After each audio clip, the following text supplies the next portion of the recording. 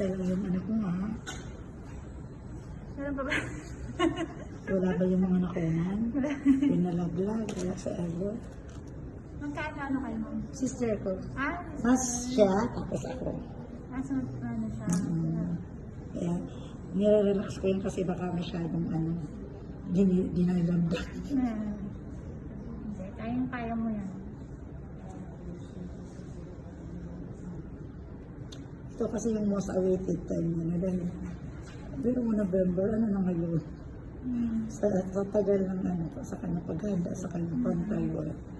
Ngayon pa lang sa mga makikemo talaga.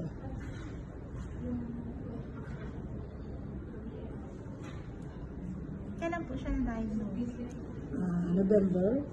November 14, Timags.